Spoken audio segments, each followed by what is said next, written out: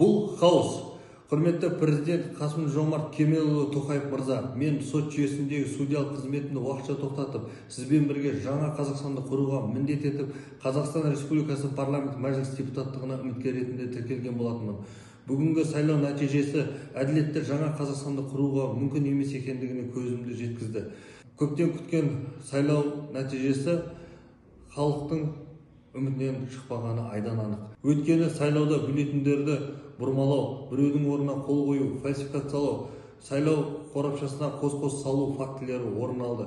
Тіпті санақ барысында үміткердің сенімді өкілдерін сыртқа шығарып жіберіп, оларсыз санауды жүргізу деректері де орын алды. Ең сорақысы, құзырлы органдардың оған араласуы ешкімге қазіргі уақытта құпия емес. Мұндай болса, бюджеттен миллиардтаған ақша бөліп, мұндай сайлауды өткізбей, билікте отырған кандидатты өздері сайлап қоя салмай ма? Жергілікті билікте отырған тұлғалардың мұндай іс-әрекеттері ыңғайлы және қалталы парламент құрмақ па? Немесе халықтың сенімінен айырмақ па? Бұл сұрақтарға жауап көп болғанымен басын апқашатындар қаншама.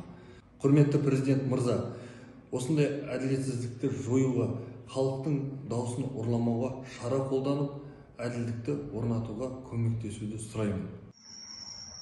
605-ші сайлау учаскесі жонарық. Бюллетендерді санап біткесін. Протокол толтырамыз деп бізді сыртқа шығарып жіберді.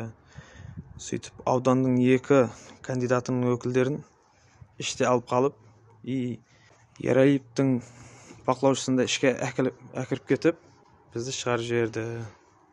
40 минуттай іште болып, енді қазір арғы беттегі есікті ашты. Милицияның өзі шығарып жіберді бізді. Мана төрағасы. Не үшін сіз мен өкілдерімді шығарып жіберіп, арғы жақта есік құлтап қойдыңыз? На основании неге? Не үшін? Мен шығарған жоқ. Милиция шығарды. Көрсетші. Участковый шығарды. Участковый ма? Ешқандай да 1000 адам келген жоқ. Ешқандай да 1000 адам келген жоқ. Сендердің көздерің алдарында жаңа 5 бланка сыйған. Так, мына жерде 25 штук бюллетен. Міне төрағасы. Көріңіз сіз.